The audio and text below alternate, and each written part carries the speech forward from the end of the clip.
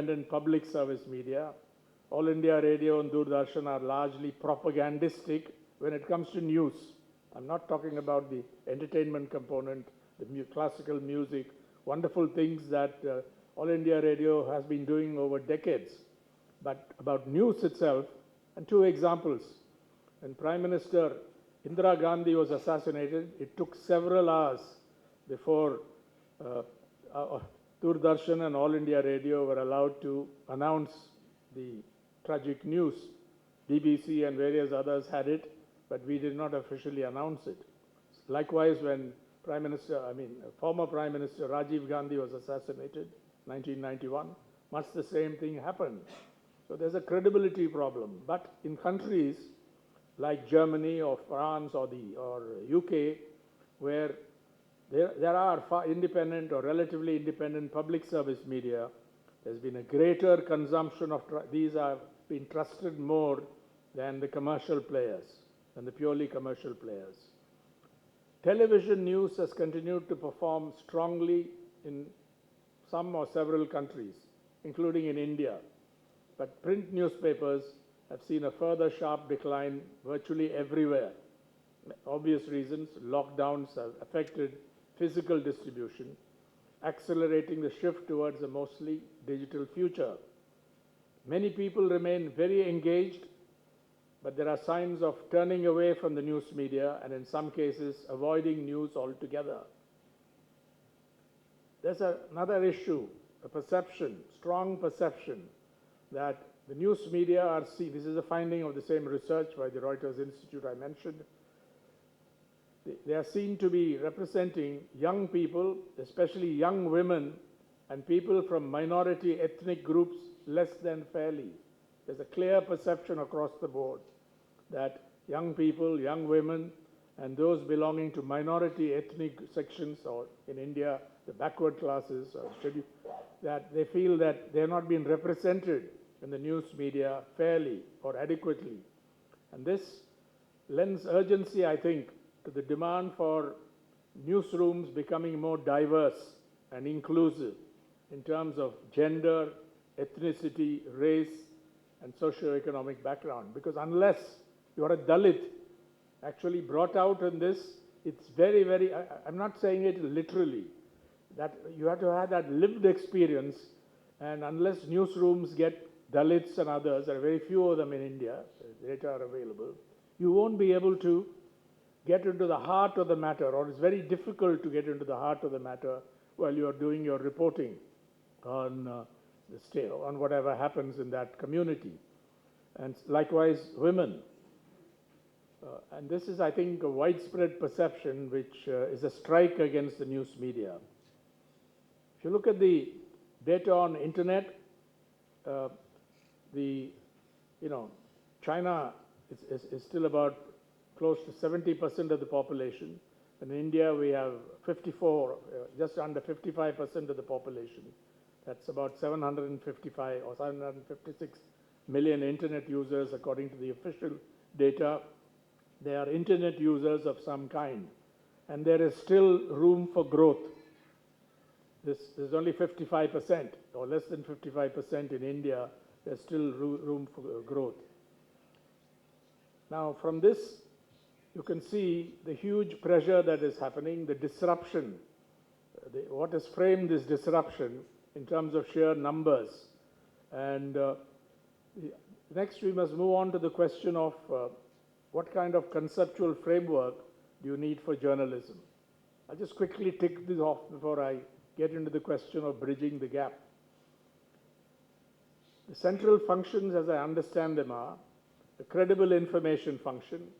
That is, this is a prima facie. As you enter journalism, it has to be credible. It's an information function, but it cannot be sheer propaganda. It has to be credible, believable. Credible doesn't mean always truthful, but credible is at the threshold where people approach you seriously and you have a certain plausibility after which critical people can examine, go deeper into the questions you're covering and see whether they are persuaded. Credible information function is the first one, the central function. Then you have a critical, analytical, investigative function, where you go beyond just reporting the news or being plausible. You are active. You actively and sometimes aggressively investigate. You analyze. You expose what is unacceptable, what is unjust, what is wrong-headed, and so on. And then you come to a third function, which is, I think, becoming increasingly important. It's entertainment or pastime function. It's, serious journalists sometimes look down on it, but no newspaper can be successful without fulfilling this role. You've got to entertain, or whatever the name is. The pleasure principle, as the French call it. The question of enjoying, having fun, reading or watching the news media to some extent. This has to be combined with the other functions. And derived from these central functions are the following: agenda in public education, on the economy, on science, on technology, on culture, on music, on literature, on sports, on everything. You seek to not just inform, but to educate, not looking down on your audience, but sharing the resources you have, bringing in experts where you're not up to it, and consciously performing this agency in public education. Then another derivative would be, you serve as a forum for analysis, disruption, criticism, and comment. And if you do all this well, you come to what can be called an agenda building function. You don't set the agenda. Media used to claim that. That's a tall claim, I believe.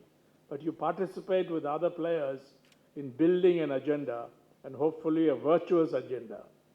Whether, on issues on which there should be no controversy. Should children be part of the workforce, should be a part of the workforce, or children of school-going age go to school? Should malnutrition be eliminated? Should anti-female practices be tolerated?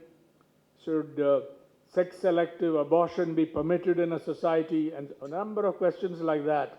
You can build a virtuous agenda and a powerful agenda by partnering with various others. So this is my approach to journalism.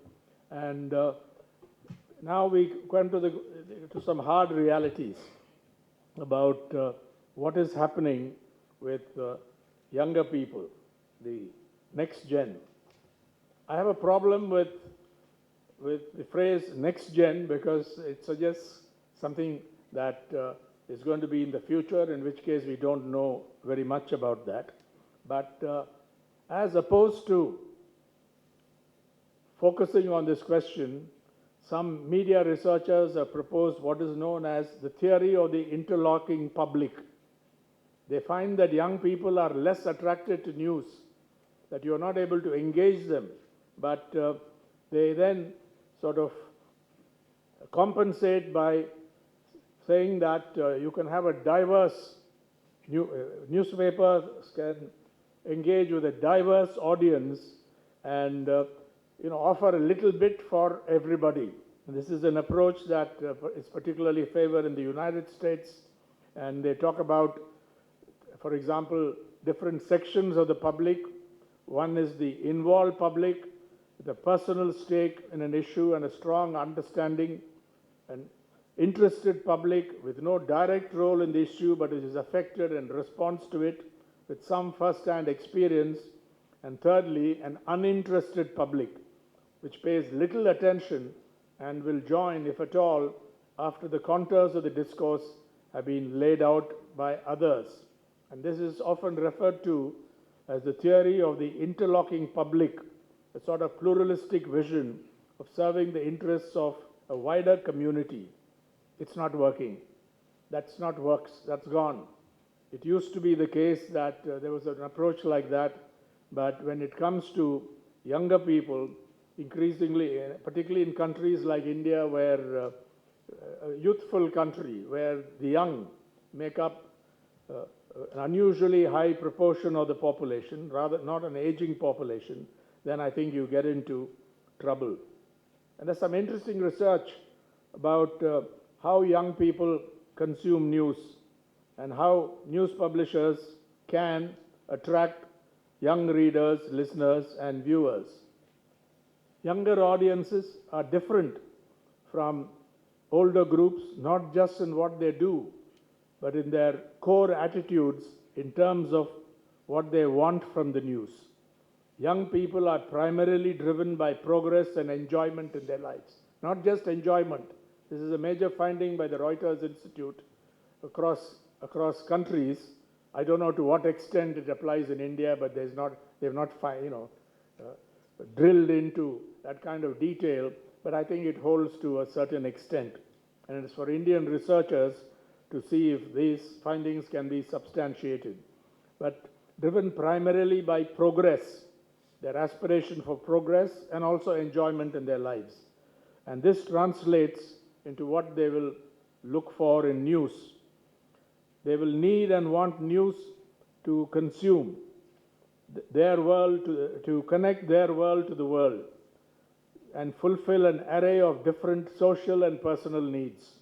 But they don't necessarily, and this is the point, see in the established or traditional media or the legacy media as the best and only way to do it. Obvious to every one of us that they don't have the same reliance that Mr.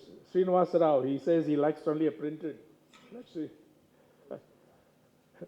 newspaper, maybe digital also, but the established media, that's not how they relate to news.